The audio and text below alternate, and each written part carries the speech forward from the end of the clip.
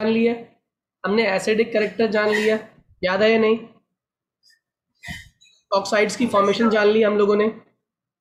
हमने कहा जितने ज़्यादा ऑक्सीजन जुड़े होंगे नॉन मेटल के साथ उतना ही ज़्यादा उसका एसिडिक कैरेक्टर बढ़ जाएगा। बोलो सही है गलत है? ठीक है, अब हम आगे बात करेंगे कि कौन कौन से कंपाउंड्स या कैसे कैसे कंपाउंड्स पॉसिबल होते हैं हमारे। तो हमने पढ़ा था हम बहुत आसानी से क्या फॉर्म कर सकते हैं, पेंटाहेलाइड्स फॉर्म कर सकते हैं, याद है? लेकिन पेंटाहेलाइड्स बनाने के लिए आपके पास क्या ज़रूरी है? आपके पास जगह होना ज़रूरी है। जैसे PCl5 तो बन सकता है लेकिन NCl5 नहीं बन सकता, ये भी आप जानते हो। इसका आंसर आप जानते हैं सभी लोग, क्योंकि फॉस्फोरस के पास d ऑर्बिटल की ओवरलैपिंग मतलब अवेलेबिलिटी है, लेकिन नाइट्रोजन के पास d एब्सेंट है। क्या है नाइट्रोजन के पास? d एब्सेंट है। Am I clear? हाँ या ना? सर एक और डाउट था PCl5 से रिलेटेड। PCl5 में d ऑर्बिटल होता है, तो होता है। मतलब जिसमें d ऑर्बिटल होता है, हमने पढ़ा था वो छोटा हो जाता है। तो सर PCl5 भी एग्जिस्ट करता है जब उसका साइज छोटा हो ऐसा जाता है? ऐसा ना, आप एक्चुअली बहुत सारे कंसेप्ट्स से कंफ्यूज हो गई हो। पी फॉस्फोरस के पास d ऑर्बिटल की ना अवेलेबिलिटी है, उसको चाहे तो वो यूज़ कर सकता है। और d ऑर्बिटल ना अपने लिए यूज़ नहीं कर रहा, वो सामने वाले इलेक्ट्रॉन को एकोमोडेट करने के लिए कर रहा है। तो अगर जो भी साइज में वेरिएशन शो होगी ना वो सामने वाले के हिसाब से होगी, अपने हिसाब से नहीं होगी बेटा। आप अपने ऑर्बिटल के हिसाब से छोटे नहीं होते हैं, आप सामने वाले को अकोमोडेट कर पाते हैं या नहीं कर पाते, उससे कहते हैं छोटा या बड़ा। ठीक है? हाँ। तो अब एक क्वेश्चन आता है कि जितने भी पेंटाहेलाइड्स बन रहे होते हैं ये इसलिए बनते हैं क्योंकि नाइट्रोजन के पास डी एब्सेंट है और नाइट्रोजन मैक्सिमम जो ओवरलैपिंग शो कर सकता है वो पी पाई ओवरलैपिंग शो कर सकता है, जबकि फॉस्फोरस के केस में पी पाई डी पाई भी पॉसिबल है और इवन ये डी पाई भी कर पाएगा। हाँ या ना? जल्दी बोलिए कि दूसरे वाले के डी ऑर्बिटल के साथ भी ओवरलैपिंग कर पाएगा। Am I clear to all? Sir तो कह रहा है, हाँ जी बोलिए। सर ये कौन सा टॉपिक चल रहा है? पी ब्लॉक चल रहा है बेटा, पी ब्लॉक की प्रॉपर्टीज चल रही है बेटे, 15 ग्रुप की। आप थे लास्ट क्लास में? हाँ सर, तभी तो पूछ रहा हूँ। हाँ बस वही चीज़ है।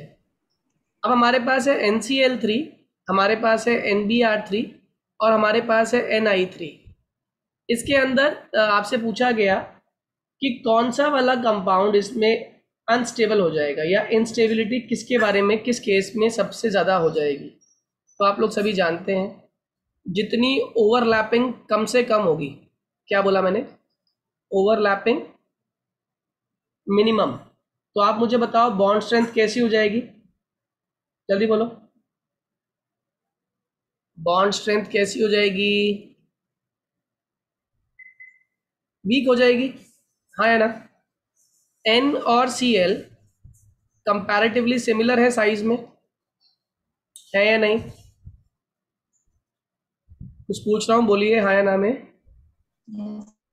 N और Br का साइज में वेरिएशन आ गया और सबसे ज़्यादा जो वेरिएशन आया वो N और I के बीच में आया। बहुत वेरिएशन है, मैक्सिमम वेरिएशन N और I के चक्कर में आ रहा है। हाँ या ना? यानी कि अगर मैं बात करूं ओवरलैपिंग के एक्सटेंट की, तो ये अगर नाइट्रोजन है तो नियरली ये क्लोरीन है, ये अगर नाइट्रोजन है तो नियरली ये ब्रोमीन है, और अगर ये नाइट्रोजन है तो आयोडीन तो बहुत ही बड़ा है। ठीक है, आप मुझे बताओ किस केस में ओवरलैपिंग का एक्सटेंट सबसे कम आने वाला है?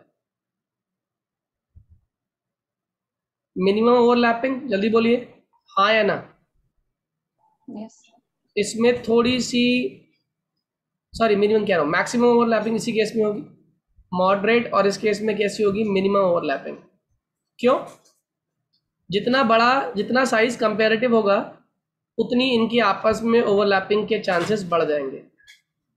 हाँ है ना? इस वाले केस में देखें तो ओवरलैपिंग नाम मात्र के बराबर है,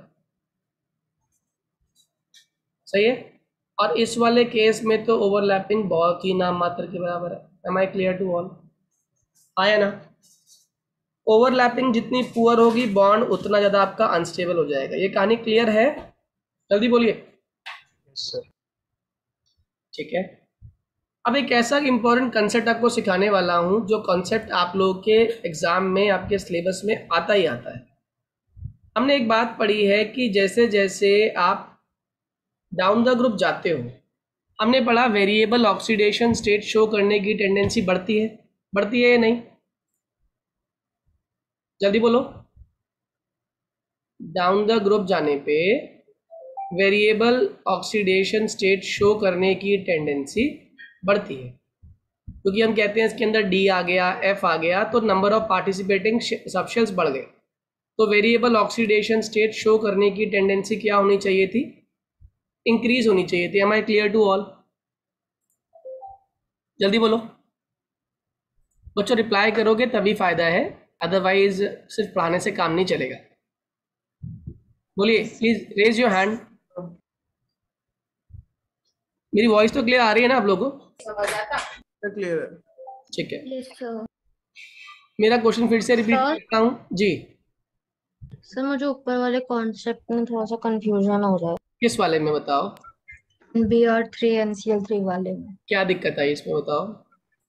सर मेरे को ये समझ नहीं आ रहा, अगर साइज सिमिलर है, ओवरलैपिंग ज्यादा है तो लेस स्टेबल की। किसने कहा लेस स्टेबल है? ये मैंने लिखा है इसमें साथ साथ, आप ध्यान से देखो बेटा। मैक्सिमम ओवरलैपिंग बॉन्ड स्ट्रेंथ बढ़िया हो गई। सबसे बेकार ओवरलैपिंग किस केस में? Ni3। आयोडीन वाले। तो इसीलिए वो टूटेगा, अनस्टेबल वो हो गया हमारा। ओके बात समझ आ रही है?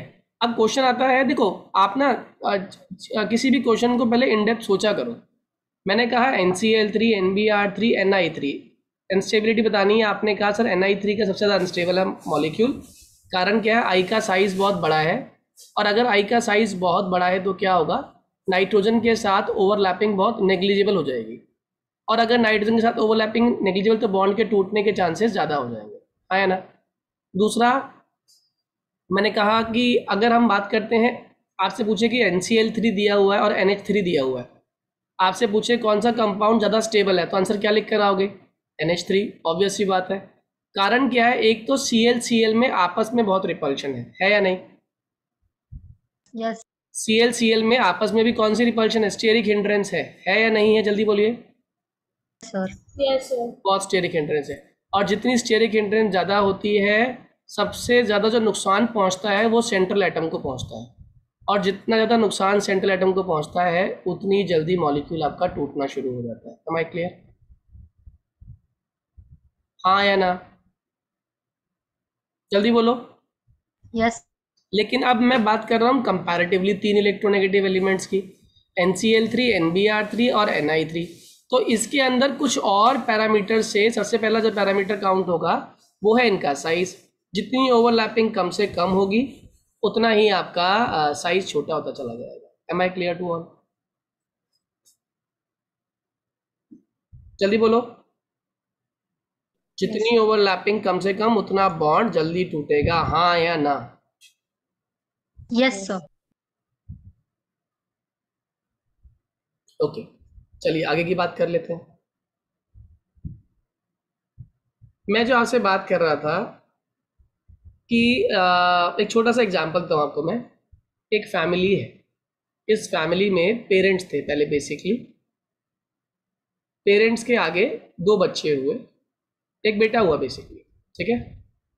फादर की इनकम 2 लाख रुपए महीना, मदर की इनकम 1 लाख रुपए महीना। एज्यूम कर लेते हैं, दोनों की दो मान लो, चलो 4 लाख रुपए महीना, महीने की इनकम है दोनों पेरेंट्स की। अब दोनों पेरेंट्स ने इस बच्चे को पढ़ाया लिखाया, ये बच्चा IIT में गया। IIT में जाने के बाद इस बच्चे की पर मंथ सैलरी लगी 5 लाख रुपीज़, ठीक है। अभी एज भी छोटी है इसकी, 23 ईयर्स, शादी नहीं हुई, पेरेंट्स तो वर्किंग है ही अभी। बताओ घर में कितना पैसा आ रहा है? 9 लाख रुपीज़ पर मंथ। अब कुछ दिनों बाद, कुछ टाइम बाद, कुछ सालों बाद इस लड़के ने शादी कर ली। इसने शादी कर ली जिस गर्ल से, उसकी भी सैलरी 5 लाख रुपए है, ठीक है। अब घर में कितना पैसा आ रहा है? 14 लाख, ठीक है। अब ये दोनों पेरेंट्स साथ में काम करते ही जा रहे थे। अब क्या हुआ, एज आ गई इनकी। अब इन्होंने कहा बच्चों से, क्योंकि बच्चों को बहुत अच्छे से पढ़ाया इन्होंने, पढ़ाया लिखाया, तो इन्होंने कहा बच्चों ऐसा है, हमने लाइफ में जो अचीव करना था अचीव कर लिया, हमने तुम्हें तुम्हारे पैरों पे खड़ा कर दिया है, अब हम जो है और जॉब नहीं करना चाहेंगे। उसने कहा ठीक है पापा, बिल्कुल ठीक है, आप लोगों ने इतना कुछ कर दिया, अब आपको काम करने की कोई ज़रूरत नहीं है। तो अब इनका पार्टिसिपेशन पेरेंट्स का बताओ क्या हो गया? खत्म। नो पार्टिसिपेशन, एम आई राइट? Yes sir. हाँ है ना? तो पेरेंट्स के 4 लाख रुपए जो घर की इनकम में आ रहे थे अब आने बंद हो गए। अब बताओ घर की इनकम कितनी रह गई? 10 लाख। कितने लोगों को ये बात समझ आ गई? पहले पूरी कहानी समझ आ गई? यस कहानी से नहीं कहानी में कहाँ ट्विस्ट आया तुम्हें? कहाँ दिक्कत आई? सर, जब पेरेंट्स नहीं कमा रहे थे पेरेंट्स ने पैसा देना बंद कर दिया। जब कमा नहीं रहे ऑब्वियस बात, तो पैसे क्यों देंगे? और पैसे नहीं देंगे तो टोटल खर्चा जो घर में इनकम आ रही थी उसमें कितना कम हो जाएगा बेटा? बोलो। उनका जो था। तो वो कमा रहे थे उतना आना बंद हो गया ना। हाँ सर। तो अब घर में कितना पैसा आ रहा है? 10 लाख रुपए आ रहा है 14 लाख की बजाय। Am I clear? Yes sir. अब ये कहानी केमिस्ट्री में कैसे फिट होती है?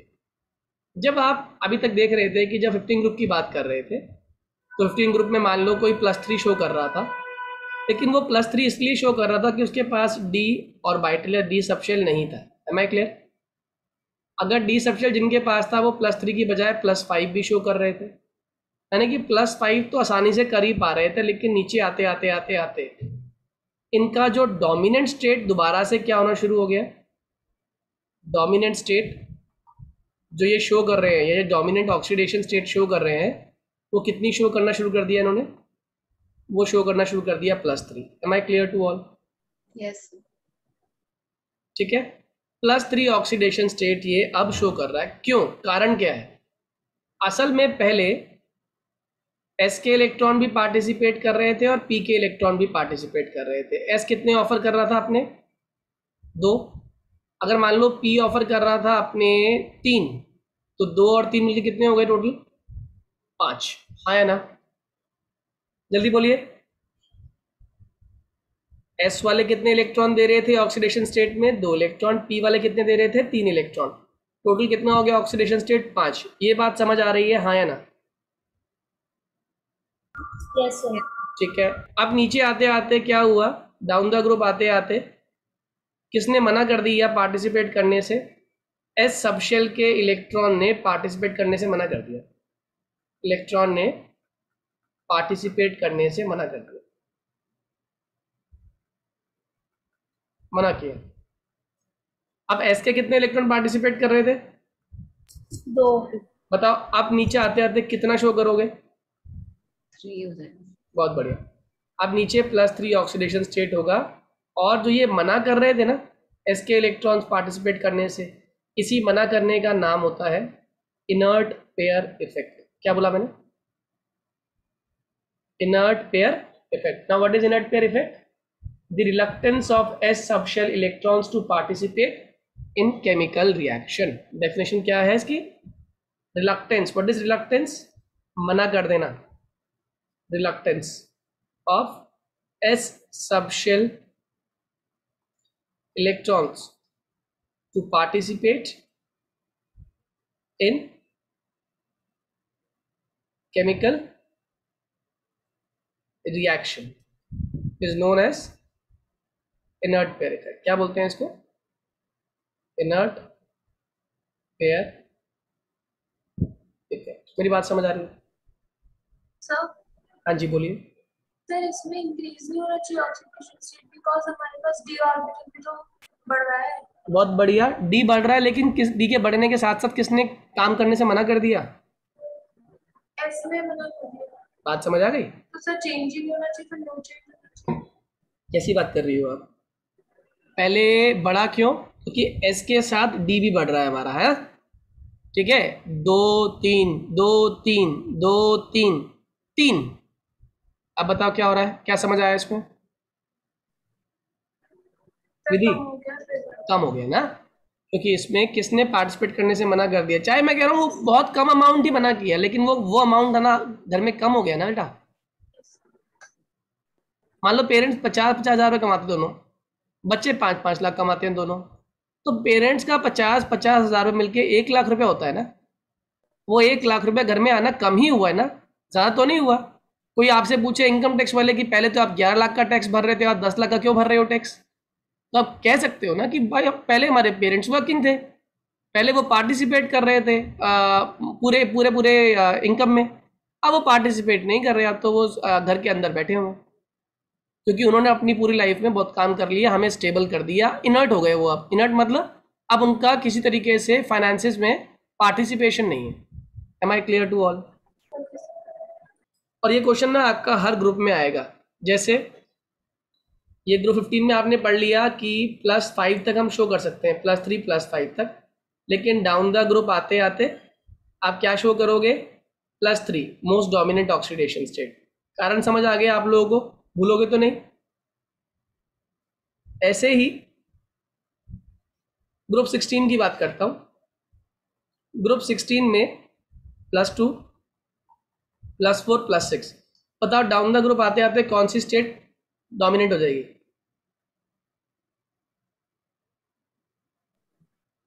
बोलिए, डाउन द ग्रुप आते आते कौन सी स्टेट डोमिनेंट होने वाली है? बोलो बच्चों, हाँ या ना? यस। ये क्लियर हो गया सभी को? सर +4 +6 क्यों नहीं होगी, पहले तो ये बताओ मुझे विधि, आप ध्यान। +2 तो एस चेंज जाएगी ना? हाँ, +2 तो एस चेंज जाएगी। +2 मतलब जस्ट खाली एस पार्टिसिपेट कर रहा था, एस के साथ फिर पी ने पार्टिसिपेट करना शुरू किया, +4, फिर डी भी इन्वॉल्व हो गया, +6। अब धीरे धीरे किसने काम करने से मना कर दिया बेटा? कितना रह गया? 6 में से 2 कम हुआ तो? बात समझ आ रही है विधि? यस। अब मत भूलना, ठीक है? अगर आप नहीं भूलोगी तो बताओ ग्रुप 17 में क्या होगा? -1 से लेके +7 तक शो कर सकते हैं ये। आप मुझे बताओ डाउन द ग्रुप आते आते क्या शो करेगा ये? अब बोलो, डाउन द ग्रुप आते आते कौन सी डोमिनेंट हो जाएगी? अब ये तो सही दे दो जवाब इसका। अरे 6 कहाँ से आ गया, 5 हुआ ना।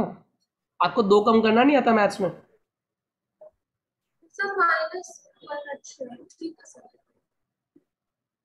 ये क्लियर है सभी लोगों को? Please raise your hand if this concept is clear to everyone. जल्दी से बताइए। ऐश्वर्या, इज इट क्लियर बेटे? अनंत, अदिति, रिधि, शाहिद, निश्चल,